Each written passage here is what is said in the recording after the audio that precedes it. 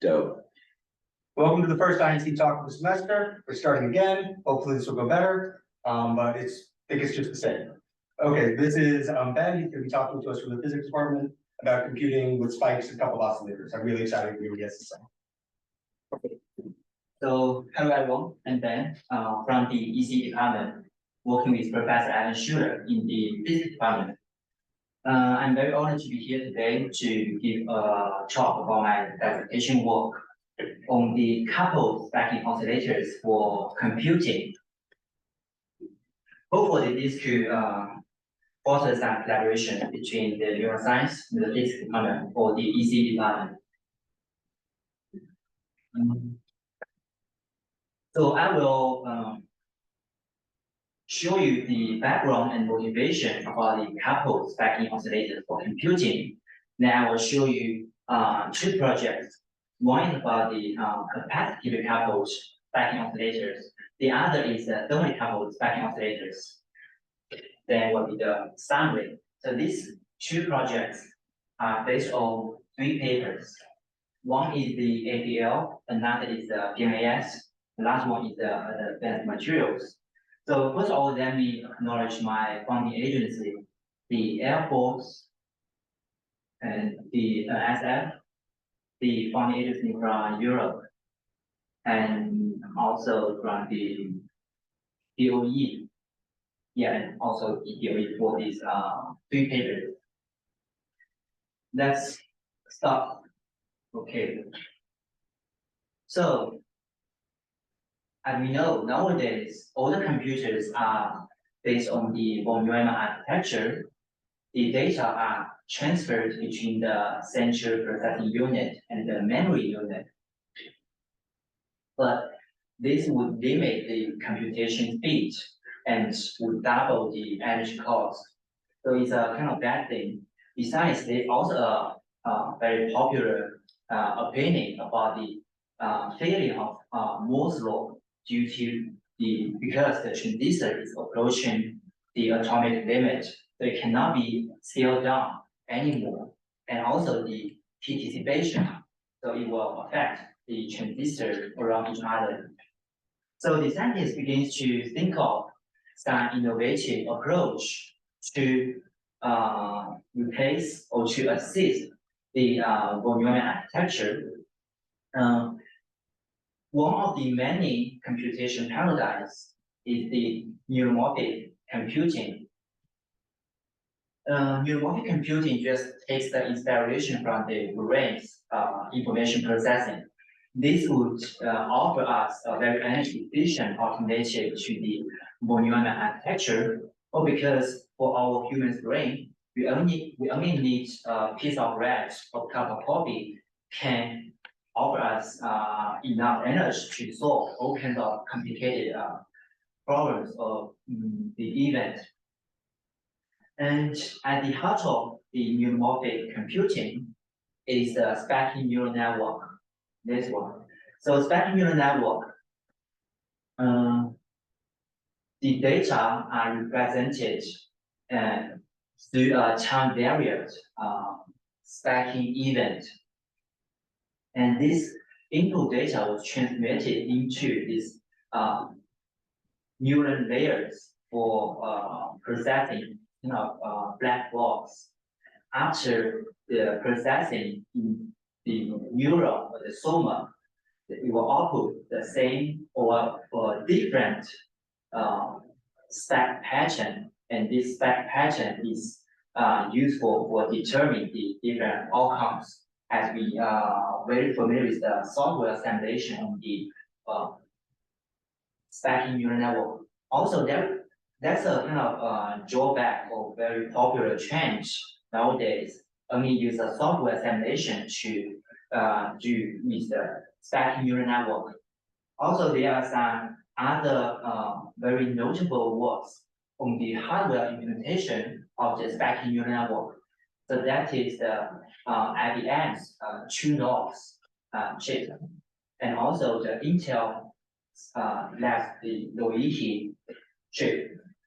But both chips are based on the CMOS to implement the stacking neural network. and it's not energy efficient, and it cannot decrease the circuit footprint because if you want to implement a neural functionality, you have to integrate multiple components, for example, capacitor or inductor transistor to achieve one functionalities. So that's also not a very good way. So is there any other alternative or very energy efficient way to implement the neuromorphic computing? And the answer is yes. So scientists can create the artificial stacking neurons based on the functional quantum materials to implement or to emulate the neuron behaviors. So for example, the superconducting qubits or optic fibers or magnetic kind of junction or mix or these electric materials. My focus today is the phase change materials to implement the artificial stacking neurons. The development of the artificial stacking neurons is still in its infancy. There are still lots of problems need to be solved for the future oscillator-based computing. So, for example, as we know, at different neural layers, the next layer or the subsequent layer or the group will always affect the previous layers due to the loading effect. People need to design this buffer circuit, and like this, this is a very simple demonstration. So people need the intricate circuit to achieve the information transfer from the first layer to the second layer to the third layer. So that's a very serious problem. People didn't solve at this moment. People just set that these problems, just use the software simulations based on the single device behavior, then do the network level simulation, or have this complicated circuit. So that's one problem. And the second problem is it will be very difficult to achieve the inhibitory functionalities based on a single device. So people would also use the complicated circuit to implement the inhibitory functionality. And the last problem, I think, that would be there is not so many works can achieve the reconfigurable functionalities in a single device. Because if you want to emulate the brain's functionality, you have to be the device behavior has to be very versatile to achieve these configurable functionality within a single device. So let's start our work based on the quantum materials, vanadium dioxides. So can you use the cursor on the screen so that people online can see where you're pointing? Oh, you mean this one? Yeah, and then I think if you stand close to the mic, the echo might go away, because the echo might be from you talking at the Okay. But the cursor is moving because tilted. Can you see it on the screen? Oh, I with can the use PC? that.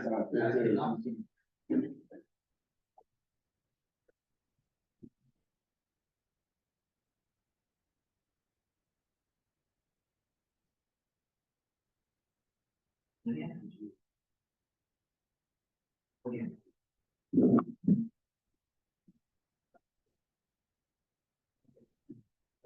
Stop.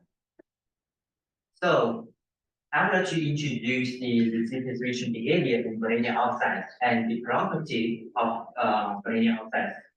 We have a thin film vanadium oxide on submetal substrate. We pattern our thin film into a device array with the structure size of 400 nanometer by 100 nanometer with the titanium and gold as a electrode. So that's our device structure.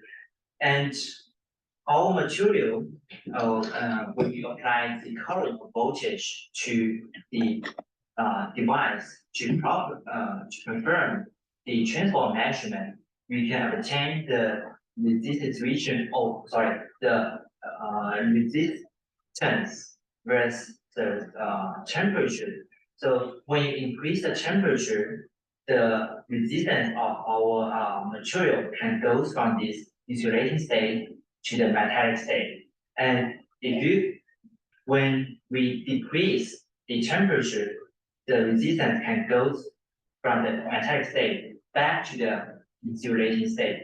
So this fast stable state is perfect for the computing purpose. We can manipulate the state of our device either here or here to do some computing. So this actual diffraction confirms our material is a high quality thin film. And also this ID curve shows the distribution behavior in VO2 at different temperatures. So for example, at 320 Kelvin, and that's this okay, woman person, this one. So as we see here, when we increase the input voltage, the input current, the voltage increase until it reached the threshold. So when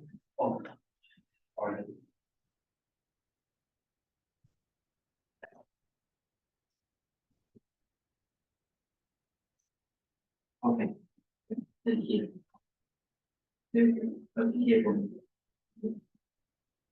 So okay.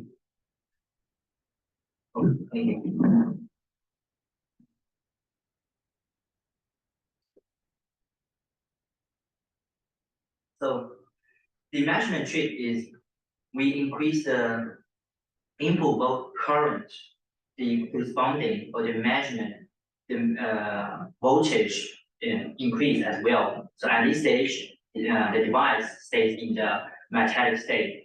Once the voltage across a threshold, the VO2 material will go from the insulating state to the metallic state. So there is a voltage jump to here. And at this stage, that's the metallic state. When we decrease the input current, you will notice metallic state and then jump up back to this insulating state. So by manipulating the input voltage, we can achieve the resistance switching behavior in VO2. So that's a very slow dynamics of our device. We are trying to implement the spiking oscillators, the fast dynamics of our device. So this slide shows the VO2 as a spiking oscillators. The circuit is as follows. We have a function generator to output the voltage curve, the current curve. We have the low resistor. We have our vanadium dioxide device. And we use channel 3 as a channel to monitor the current input with this 50 ohm impedance inside the oscilloscope. We can calculate the current dynamics at this equation, and we use channel 2 to monitor the voltage dynamics across the device. And we also use channel 1 to monitor the output from the function generator. The working principle for our stacking nano oscillators is follows.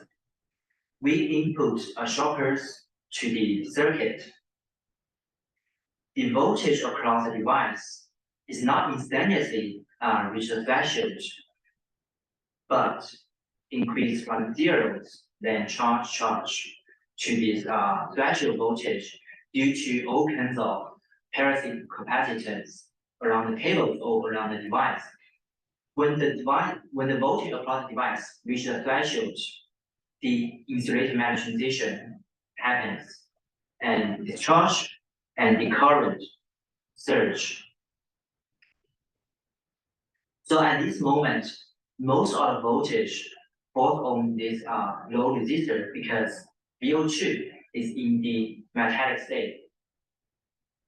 And this metallic state cannot sustain here forever because metallic state cannot generate enough due to heating. It will revert back to the insulating state, then the cycle would repeat.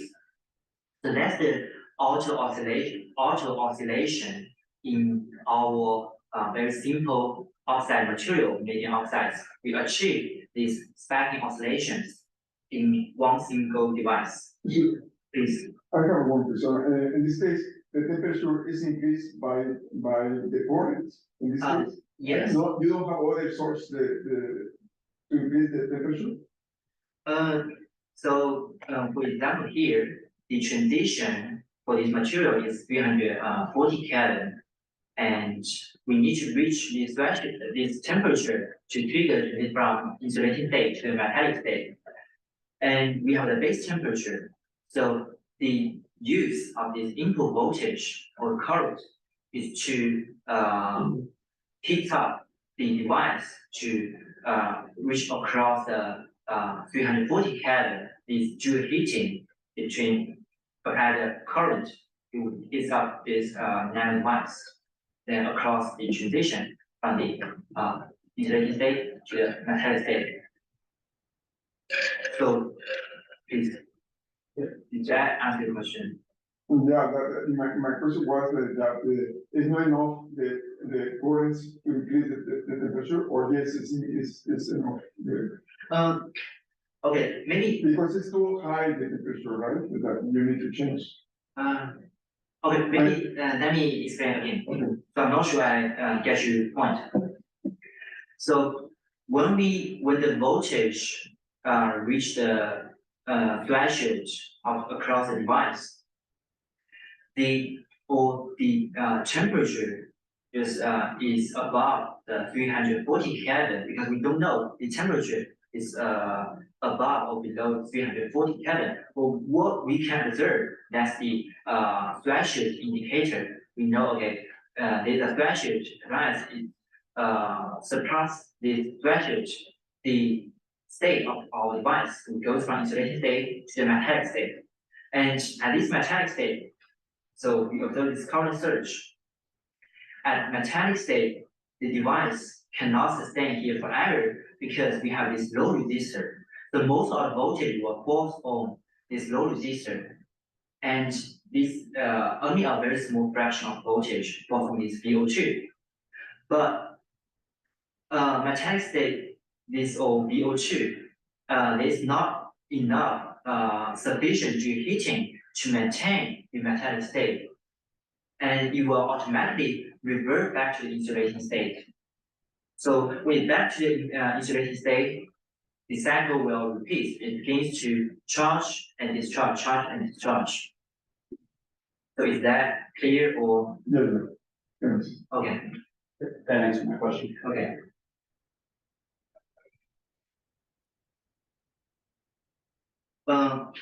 You haven't any curve about the behavior of the temperature with the current? Unfortunately, I didn't plot the temperature. But I think this is already a very good indicator about the temperature or the dynamics of our oscillators. So let's move to our first project, the capacitive coupled stochastic spiking oscillators. The first figure, we observe the intrinsic stochasticity of the spiking oscillators. So the same circuit set up as I introduced before. We have two independent or individual spiking oscillators. We call this as a red oscillator and black oscillator. we observe this auto oscillation in both oscillators. We analyze the stacking behavior by using the interstack interval and the output voltage amplitudes and output current amplitudes. We observed the interstack interval distributions for both oscillators. It shows the Gaussian distribution. So this Gaussian distribution means our stacking oscillators is the stochastic oscillator. Please. I'm sorry, could you repeat what the difference between the red and the black are? It's not clear to me. So in principle, these stacking oscillators, they are identical. The circuit are the same and the fabrication process are the same, but due to this lithography or this etching process, they always cause some different defects or distributions. So these are just two random Yes. arbitrary, like you could have 1,000 of these and they'll have different distributions of voltage and spike intervals and current amplitude. Yes. Okay, all right. Were these measured separately or simultaneously? So they are separate measurement for the black oscillator and for the white oscillator. Please. I just want, yeah, so basically they're not coupled, yeah. Yeah, at this point, no. So yeah, no, they are not coupled yet. I want to figure out the behavior of a single oscillators so that we can investigate the coupled oscillator behaviors.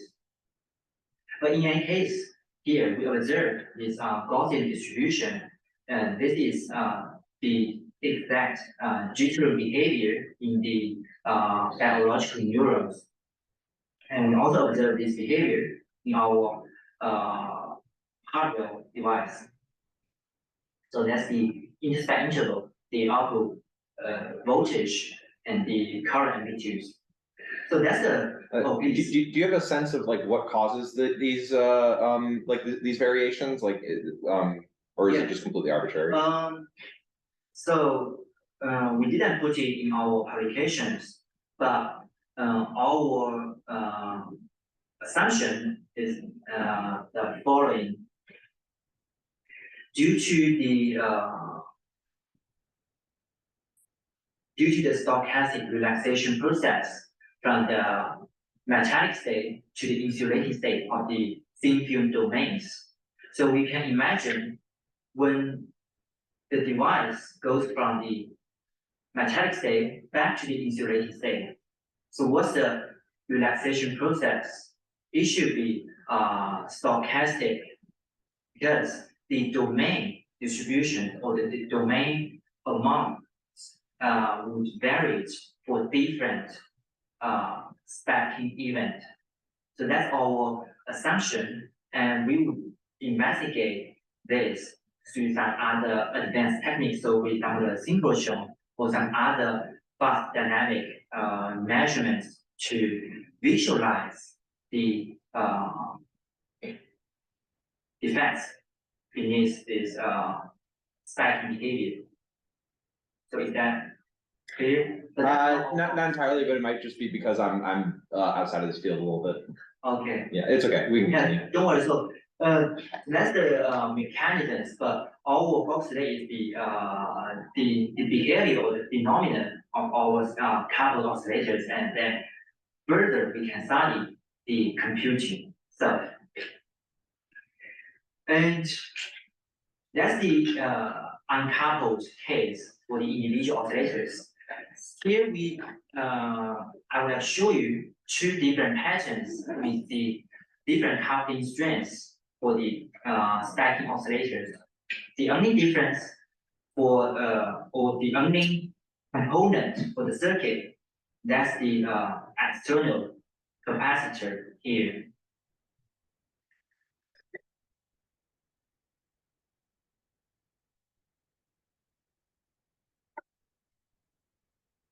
So when we add this external capacitor trying to couple this individual stacking oscillators, we observe some very unusual behaviors. When we coupled this 0.5 nanofarad capacitor, we observe this both in anti-phase, but in frequency, they are synchronized. It's very deterministic stacking pattern. One black, one red, one black, one red. So they are always follow each other, this alternating stacking sequence. Intuitively, if we increase the coupling strength, in harmonic oscillators, the synchronization between these stuff would become much more robust. However, in our stacking nano oscillators, we observe the another behavior totally counterintuitive. When we coupled one nanometer, we observe this. The disruptions of these of the alternating stacking sequence continue increasing the coupling strength. We observe this totally stochastic for this random bursting of the stacking behavior coming from one nano oscillators rather than from the two pieces.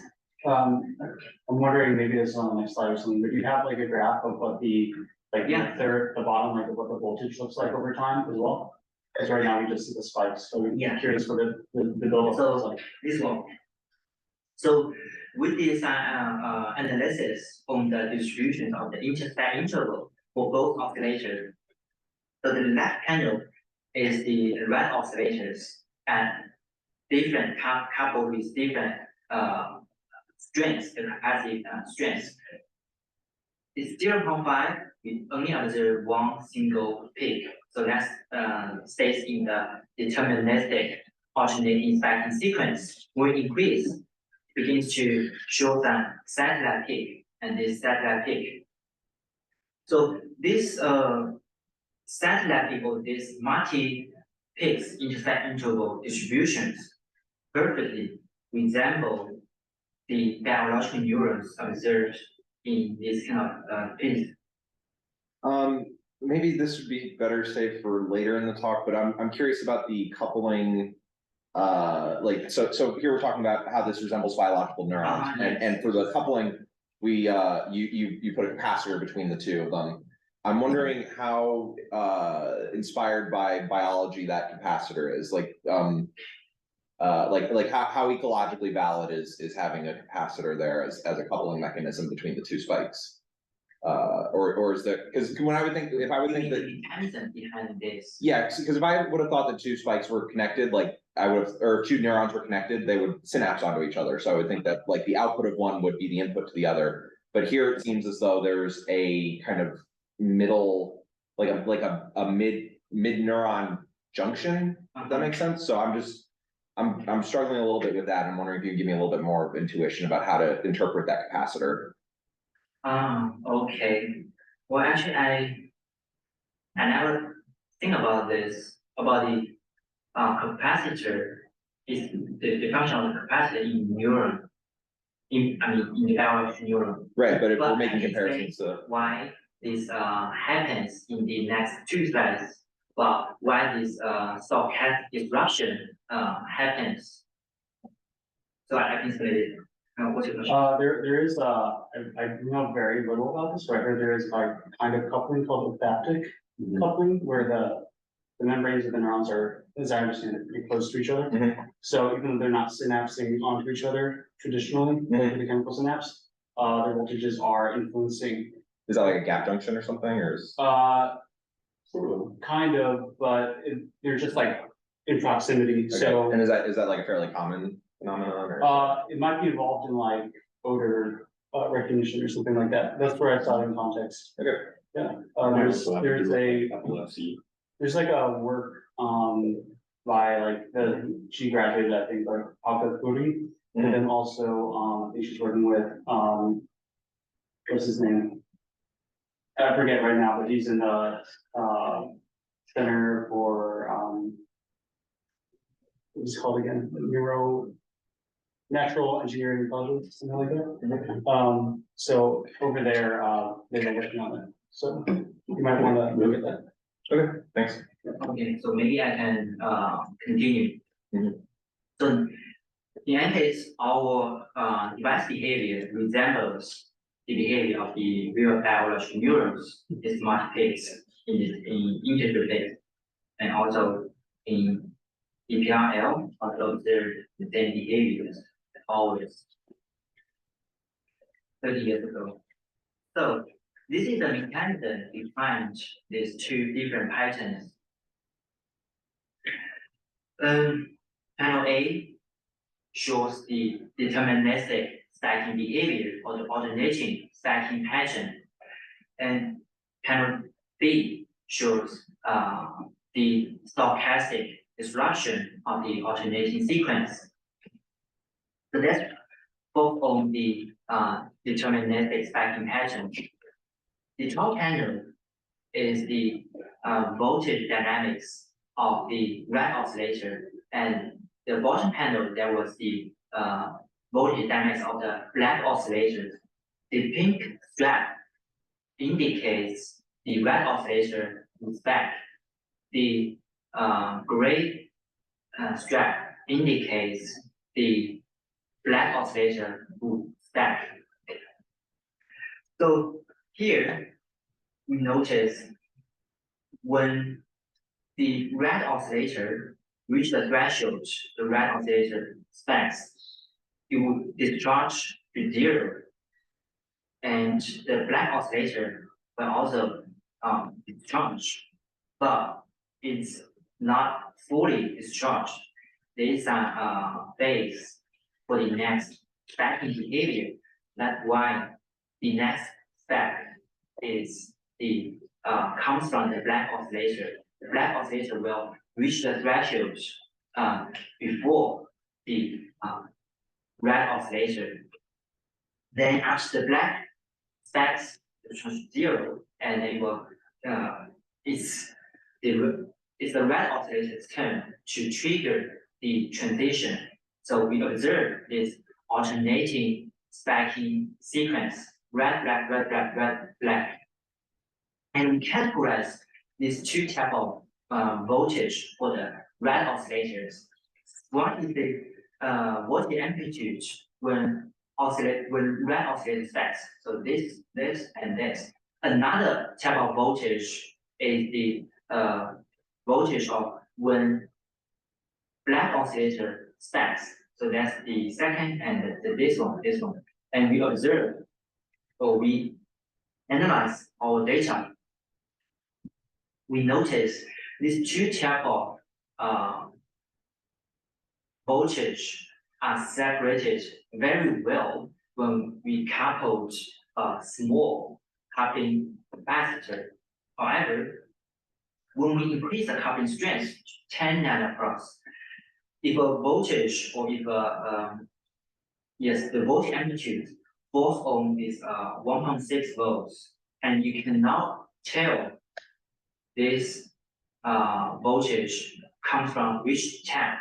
I mean, you cannot tell the which oscillator stacks, because here for the black stacks or the red stacks, they have the more or less the same stacking voltage, because the big coupling capacitor can fully discharge both oscillators. So that's one reason. And another reason is the stochasticity exists in the single oscillators. So if we talk about this for the harmonic oscillator or for a kind of delta function, they don't have these Gaussian distributions. Even if when you couple the big coupling capacitor, you still cannot observe this perfect overlap and also observe this stochastic disruption in our device. Okay, I think I need to be done. So our conclusion for this capacity coupled stacking oscillators is we demonstrate the stochastic stacking oscillators. The intrinsic stochasticity exists in our device. And we observed the increasing the coupling strength leads counterintuitively to the stochastic disruption of the alternating stacking behavior. And I will show you the thermally coupled stochastic stacking behavior in the next slide. So, yeah, so that's our kind of cover art. And well, as we know nowadays, the heat dissipation is very universal in all kinds of applications, the chips and other stuff. And people trying to avoid this heat dissipation. However, in our case, we try to leverage this heat dissipation and manipulate this heat to perform the computing purpose.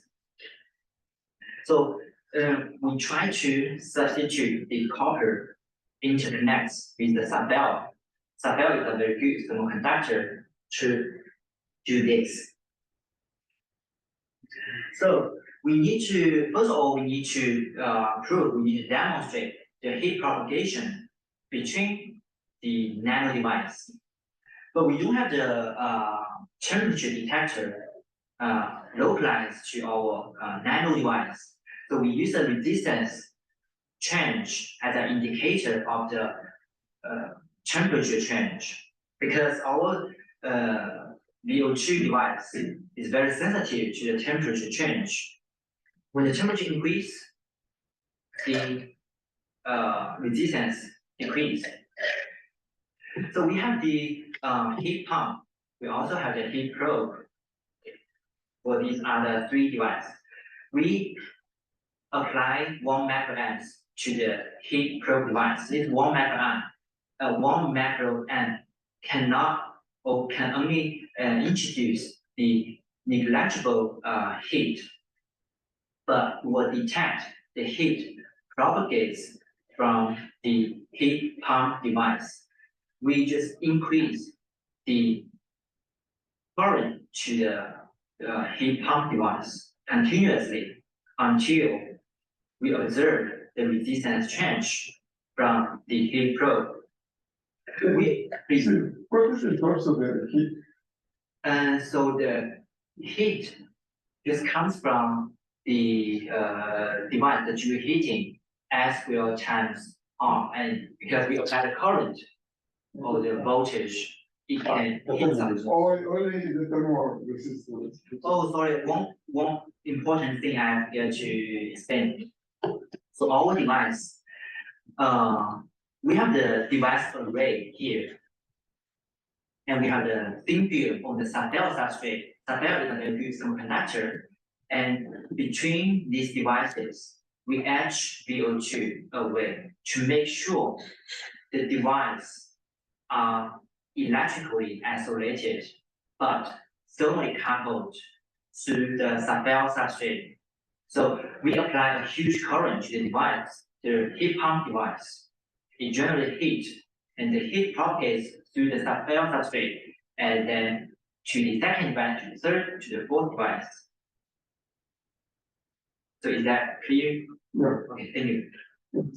But my question was in the direction of how the distribution of the heat, right? Oh, yeah. Yeah, because this is important how the move of the heat.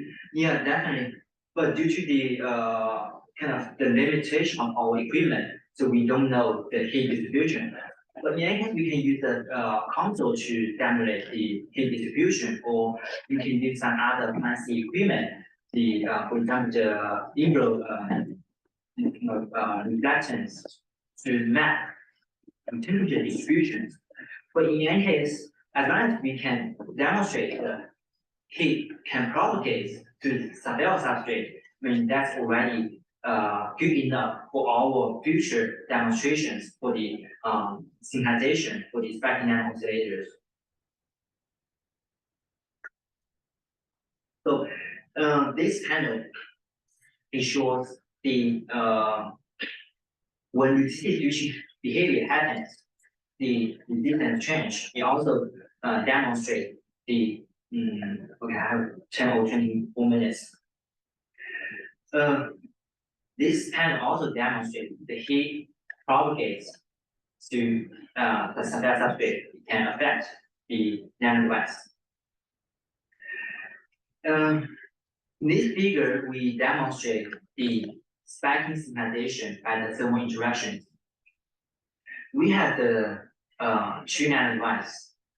We turn on these two oscillators separately, and we obtain the black curve and the red curve, and superimpose these two curves, and we observe that they have the similar spiking frequency, but they are not synchronized. Definitely because they are not turned on at the same time. However, when we turn on this two spiking NAND oscillators simultaneously, we observe a perfect synchronization between these two devices.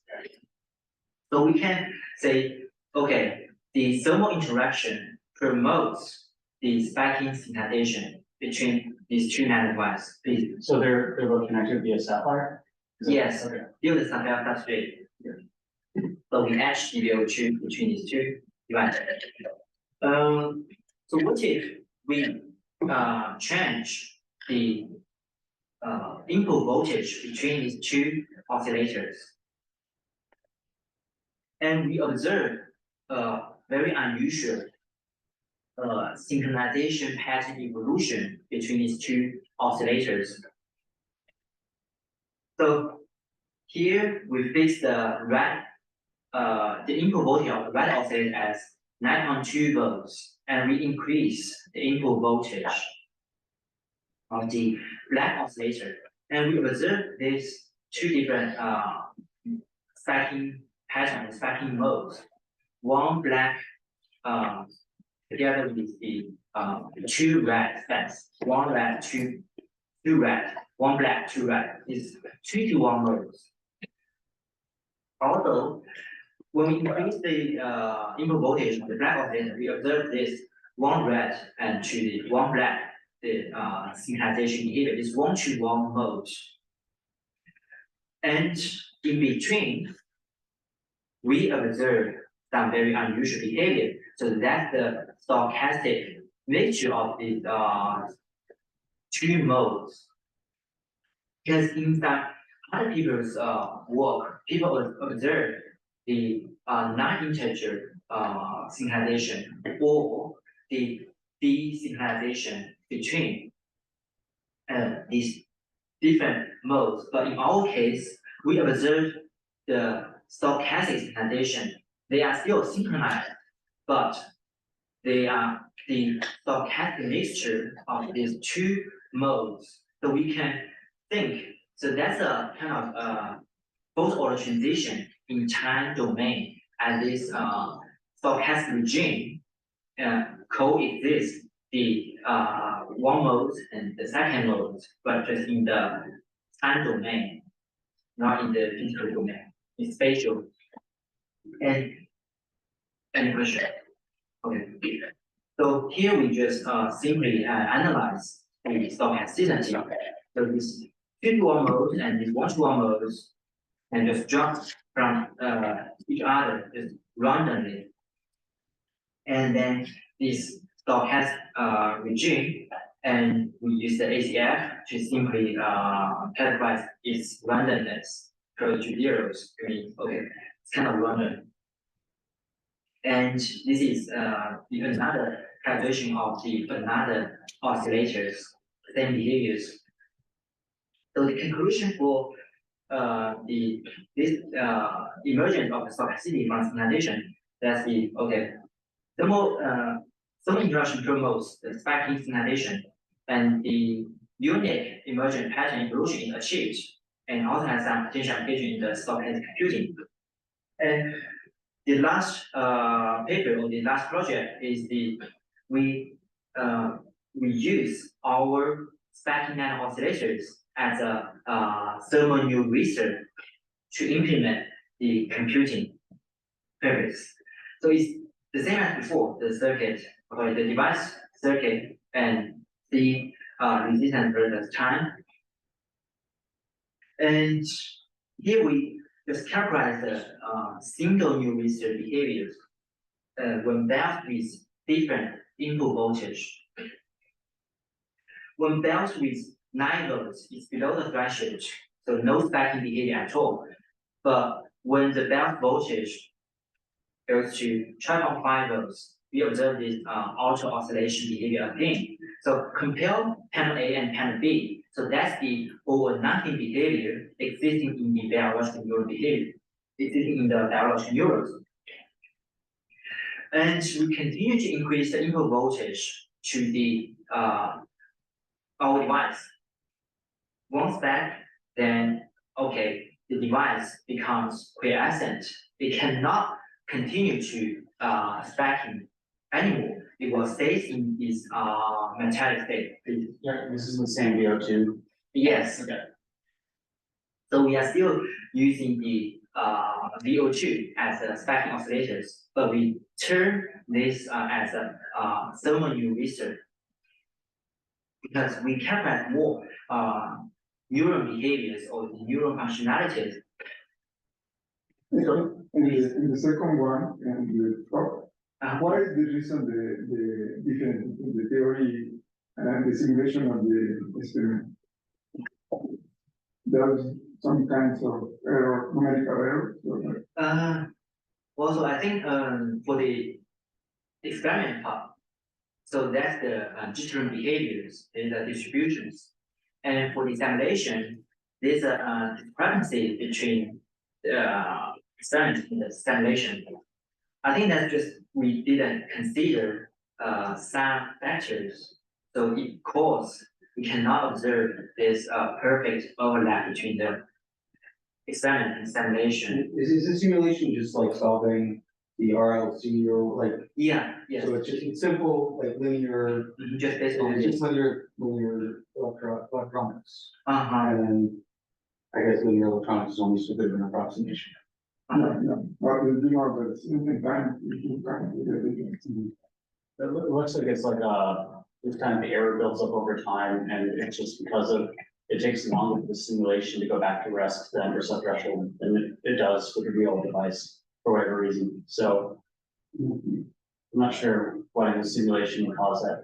Oh, Because like you see that like right when it's going down, there's that like little bump on the simulation that doesn't exist on the curve for the experiment. you mean B or C? The B, on B, yeah. So the is increased, you mean the Yeah, essential. yeah, so like the experiment goes straight down from the top of the spike, whereas the simulation goes straight down, but then there's like a little kind of like side bump. Where it spends longer going down than it should. This one. So, So like if you look at the second to last bump on the left, on the right, so go over many bumps. This one. Yeah, so you see that there's like a secondary, there's that secondary spike. So there's the main spike and there's that like refractory period. And so I think what we're saying is what you're saying is that we're seeing this like accumulation of refractory period. yeah, over time, it just gets longer and longer because it's just spending more time coming down than the real thing does. And the accuracy is reduced, you know, that because that happened in the low values, they happen. But they require, in this time, require more accuracy and that happen, you have less accuracy. Yeah. Okay, so I think I may have 5 or 10 minutes. So in panel D, we observe this type 2 neural recoding behaviors. Below the threshold, no stacking behavior at all. And above the threshold, we observe this frequency behaviors. But when it's above the upper boundary, the limit, it will goes back to the quiescent state. You cannot observe this auto oscillation. And then panel E, that's the explanation of why the different behavior happens is over nothing all these type 2 neural behaviors. So for example, when we apply 9 volts, the heat can only, or the current can only drive the device into 330 Kelvin. So when we apply 12.5 volts, you can go through the insulating state to the magnetic state and magnetic state back to the insulating state. So we observe this auto oscillation. However, when we applied a very large voltage to the device, it can go from the insulating state to the magnetic state. So that's the first current back. That's here. But when it trying to relax back to insulating state, it will just start in the middle state, so it cannot fully recover back to integer state. So that's why it just stays in the metallic state. It's stopped.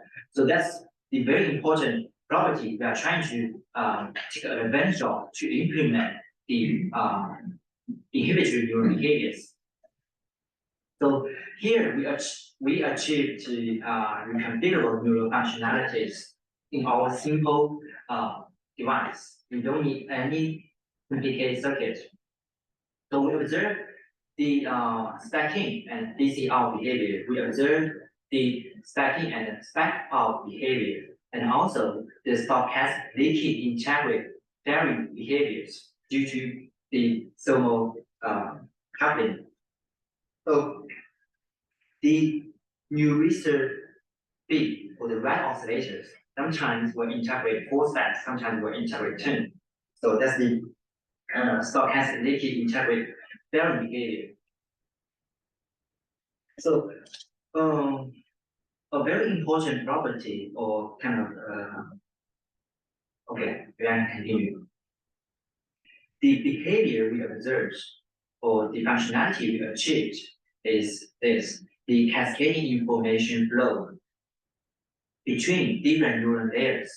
So your research A can integrate a pulse chain from the input, and you will use B response or integrate the information from your research A just through heat rather than any circuit or synapses.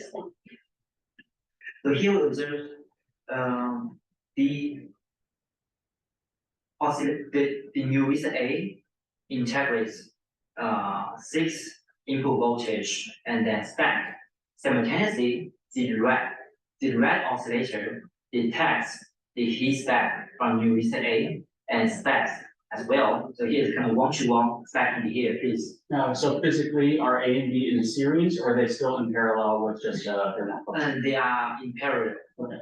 The same as this one. Okay, but process-wise, they're kind of in series just because B integrates A.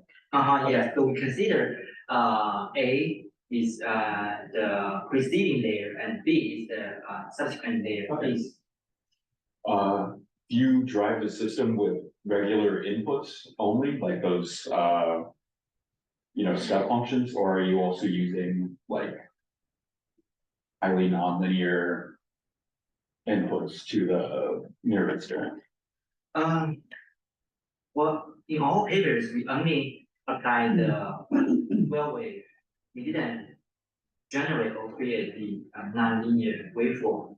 Or just like kind of like irregular patterns? No. Yeah, maybe it's a good idea to try to use this irregular pattern to see what would happen. There's a talk from Dawei, I'm not sure what group they're part of, but yeah, maybe I'll send you an email. Okay, thank you so much. I'll be quick. Thank you. So this pen also shows sometimes the red stack will integrate 2 stacks of the black oscillator. Sometimes where it integrates 3 stacks from the black oscillator. So over here you can see the delay between the coupling between A and B. You know that the thermic coupling between A and B, right? And then the separation is very important in order to detect how the delay between the separation from one of the other one, and then affect the result. Right? You can see here the delay.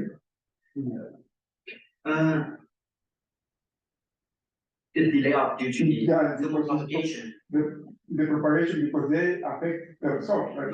Yeah, The- the phonon. And this is the results, and then how is, because it's the separate, you consider what is the separation between A and B to be copied. The separation is defined, the delay, and the telling. Well, I'm not sure I get the point, but I'll try to explain this. So the separation between these 2 spectrum operators are very important, because if you further them away, there only exists a very weak coupling. The weak coupling cannot synchronize this very well, and you cannot observe this integer synchronization of the stochastic synchronization of the two modes. So, and the second thing is the thermal propagation of the delay. I think that's a very fast time scale compared to the Harris capacitance discharging effect, charge and discharge. So that's kind of something negligible. But in any case, if you want to achieve, please. Because in the case of thermic behavior, you suppose that this molecular movement, right? And the other one is electronic movement. And then the molecular movement is a slow movement that happens, right? And the other one is electrical, it's faster. Yes, the electricity is very fast, but there is some capacitance around our circuit, I mean, in our design. So this would cause a much larger time scale. I think it just charge and discharge. I mean, the discharge is very fast.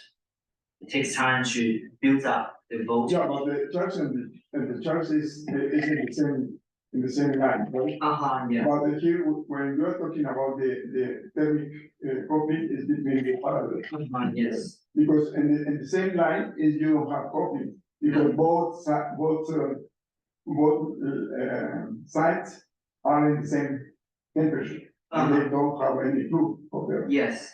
And the flow only is in parallel way. That is my question is to consider the delay, the propagation in the side. Okay. Yeah, that's a very good suggestion. Yeah, because this defines how it's coupling between both A and B. Right? Okay. So you mean different propagation time between these two oscillators would cause different behaviors? Yeah. Okay. Yeah, okay, that's very Because you have two delays. One is the delay is because you use two oscillators with different materials. And this is the coupling, we consider the same. The geometry, I suppose, is the same. Only they change the materials and then they change the delay, the propagation in one direction. But you have other coupling that is the thermic coupling between this parallel coupling and the and then you need to consider the delay in this case, what is compared for the other partner. okay, I see. Yeah, that's a very good one. Could I add on? Please. I guess, like, how difficult is it to tune the sensitivity, the charging sensitivity? Is it a mutual charging sensitivity, I guess, when you're looking at overlap? Mutual. For the thermal coupling, or For each oscillator? so you're saying you wanna have, like, you wanna decrease the electrical field in between? I guess you wanna have some ability to tune the sensitivity of that charge. Okay. Well, I think that will be easy to tune the sensitivity. So you can change the input voltage for each oscillator. You can change the load resistor to high and low, so you can get different spiking frequency. And so in that case, you will obtain the different distribution of the interspec interval. And also you can change the temperature. So there are many parameters can to change the sensitivity of the single spectrum. I guess I would just be, it feels a little optimistic to say that, like, the distance between oscillators, the temperature, you know, is like a very smooth kind of tuning curve, I guess, but I'm not sure. I mean, just by changing the separation between different devices. Or, yeah, whatever parameters you can feasibly modify.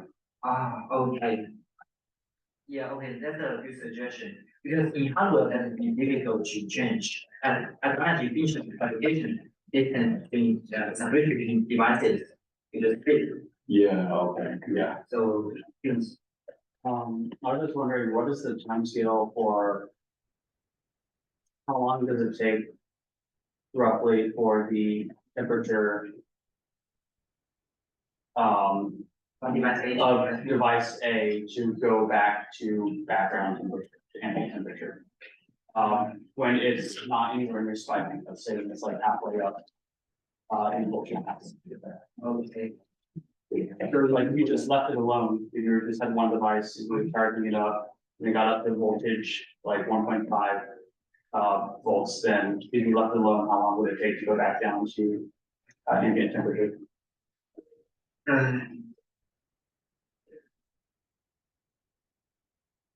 Well, to be honest, I didn't think of this question.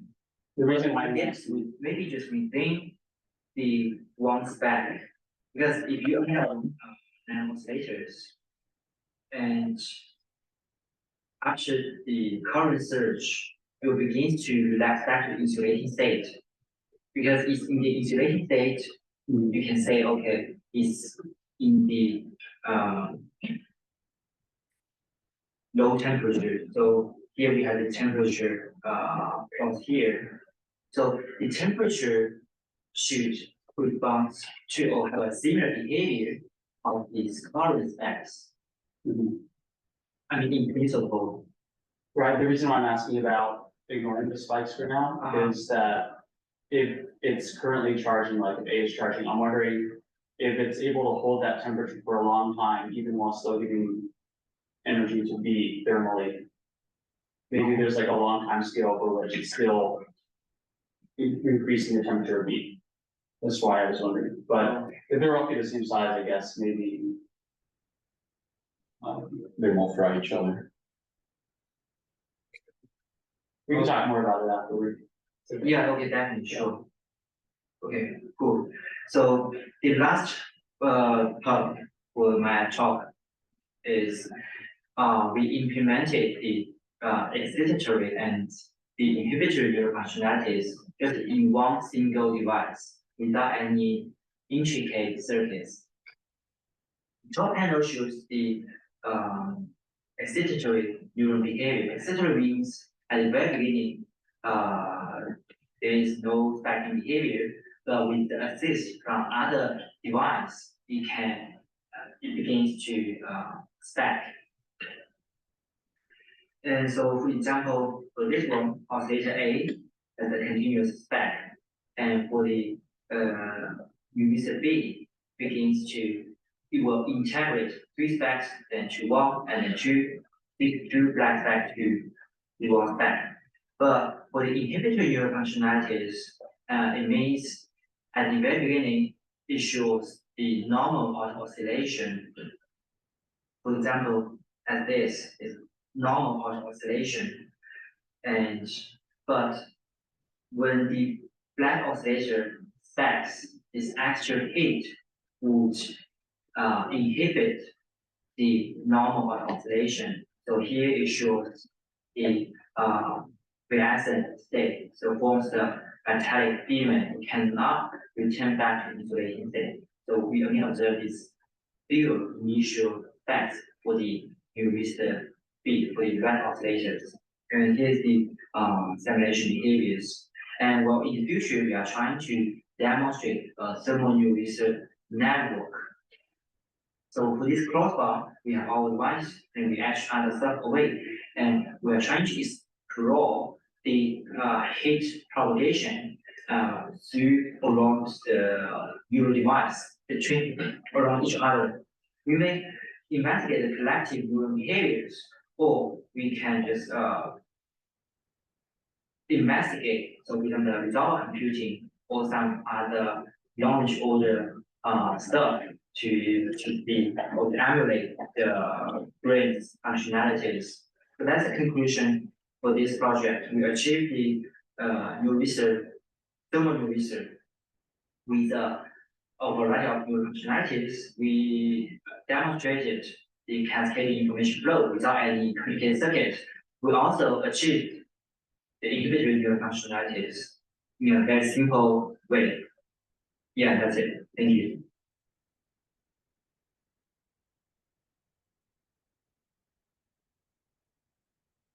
Excellent. Yeah, Stephen, you had a question earlier. Do you want to ask it now? can also ask a question. Where, so I guess what you've shown is that you can make a single like heuristic that works well. Yes. How do you, like, what sorts of, like, do you feel like you need conceptual breakthroughs to understand networks, or do you think it's just gonna be, like, do you feel like you understand how to scale up to make more interesting computation, or what do computations look like in this space? In the, you mean this one? Yeah, like, yeah, what sorts of, what are the known unknowns in this space right now? What do you know you don't know? Well, now, at this moment, we only investigate the two devices behaviors. For the large scale stuff, we haven't explored this very well, but we have a collaborator, a theorist in this paper.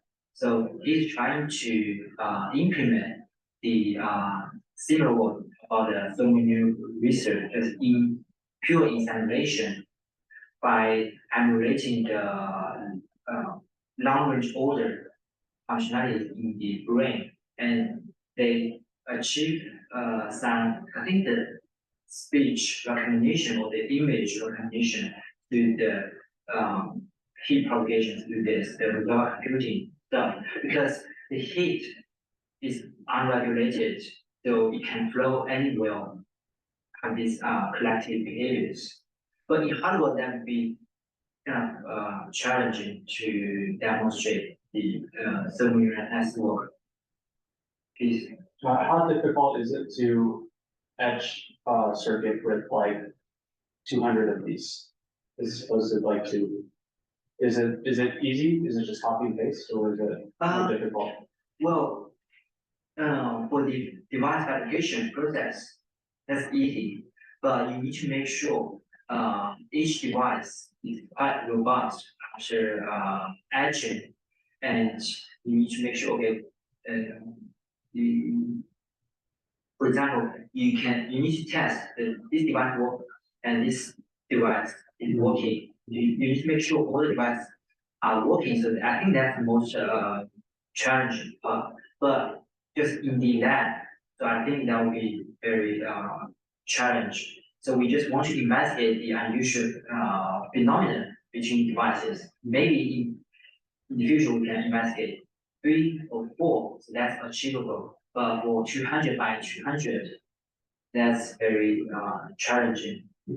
Apart from checking quality of each gap, would you say it's expensive to create a circuit like this, or like what is the level of funds needed to create this kind of circuit? Well, I think it's very cheap. We only need the spell substrate and the thinking, the normal application process. I don't know the cost. Okay.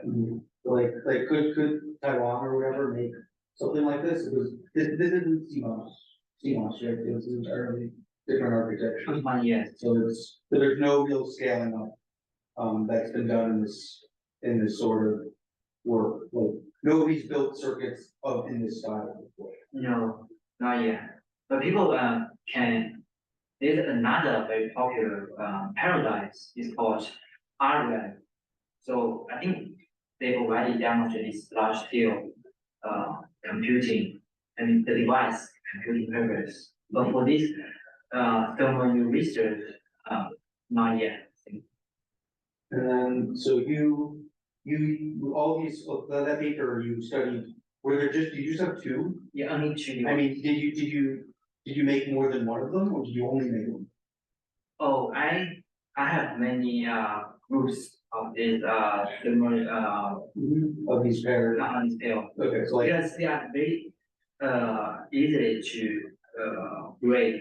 So once I broke, I need to retest again for each figures. and so like, one of those figures, was that numerous different pairs, or like, so go back, so I mean, go forward. Okay. So is this all the same members? Is this all the same resistor? Yes, on the same pair, The same pair? we And achieve then- the excitatory and the inhibitory just by tuning the low jitter and input voltage. And do they break just because they wear, do they break because like somebody shakes them, like, why do they break? Like, what's stopping, like, how long do you expect one to last for? But I think they are quite robust. So for the endurance, I think at least maybe one million cycles. Okay. Specs. So it's because I'm kind of new to this. What's the benefit of having a large network? Like, what's the application? So let's say you could have 200 or 1,000, etc. What would you apply it to? Make a chip. But like, I mean, like, how does your as computer? opposed, yeah, but like as opposed to using what's already there, why use this? Because it's low energy. Is that's It's, amazing? it's low energy, and it's also, it's not online.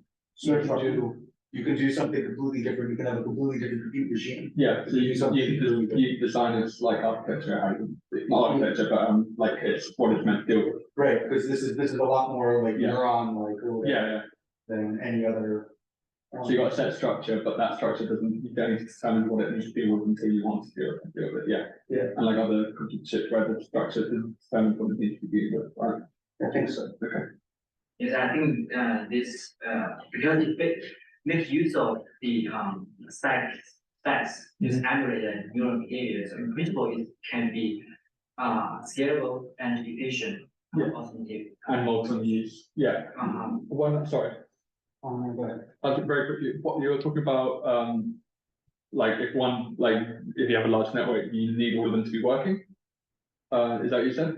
If you had a large network, you said you have to have all of them working, they don't need to be broken or something. Is that? In principle, you have to make each of them is working. But my collaborator told me, okay, it doesn't matter for one or two because That's what I was going to say. If you have such a large network, you say you got 1,000 by 1,000. I don't know what's, a few 10 or 100. It doesn't make a difference. Like when I'm studying the brain, there's times where you can get rid of a complete network and the brain still figures out a way of getting around it. Like, yeah, so that's what he told me. So even some of that just doesn't work, but it still could synchronize or affect each other by some ways, just through some other approach or other paths. one way of getting around it, like what I was reading is, what is it, the redundancy, having, like, let's say you have a network that's designed to do something, you create a few of them to do the same thing, and then, like, so one fails a little bit, the other one to carry on, etc. And, or fix the other one, they've got the same purpose, redundancy in that sense.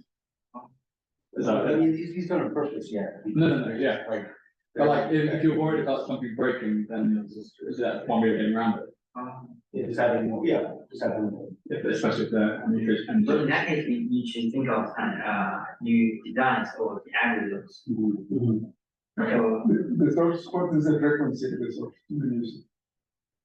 Does it thermal resist or? No, the source, you need to voltage to fit the. Oh, I see. The blue line on the previous graph, the dotted blue line. The steps, yeah. yeah, what is so you tune is whatever you want. Are there, when you did that, did you go to the extremes of like large frequencies and very small frequencies to see if the system still responded in such a way? You mean large frequency? Yeah, for instance, if you have such a high frequency that the whatever it is won't respond as well, or if it's such a small frequency, does it even, yeah. Okay, well, I think these two frequencies what I demonstrated for higher frequency. Like input frequency. So you got this input going in. Yeah, Yeah, no, I didn't test higher frequency. okay. I just didn't know if that would be a useful thing or not. Find out, with regime, Yeah. this response doesn't happen. If you have your. No, but you need to change the geometry of the systems because the capacity is in function of the frequency you have. And then you change the frequency, you need to change the capacity. That means that you change the geometry of the system. What, to keep the same response or change the capacity because you want the same response? Redesigned for the different frequency difference. Oh, yeah. But like, if you don't do that, then you just get a different response if you change the frequency. Yeah, that was expected. Yeah, this is deeper. Or there are limitations on that. Yeah, Because yeah, when it's like, so the it's, technical, you can divide the design whatever the size, Yeah. the technique to fabrication is so far. So in this case, I'm wondering like now and then also in the future, how big do the resistances that you add into the network have to be? There's extra like 50 ohm I saw, and then there's some other ones. How large are they? And can they be scaled down to be close to the size of this gap? And if so, can you also make them variable? So you don't have to redesign the entire board every time you want to change the resistance.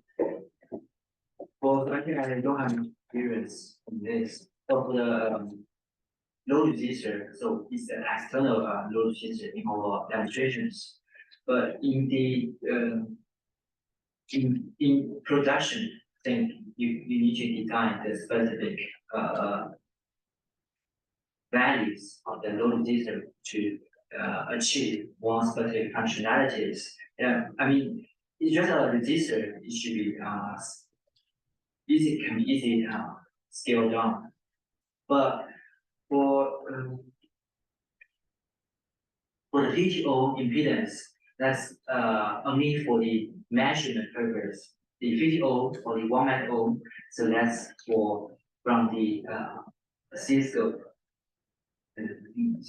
Say this one. So this VTO load and this 1 micro to measure the voltage. So that's not in our device or in our chip. That just belongs to the oscilloscope. Okay, Okay, so any questions? any questions online? Yeah, let's thank our speaker once again, I guess. Thank you so much. How do I, where's the record button? um, Then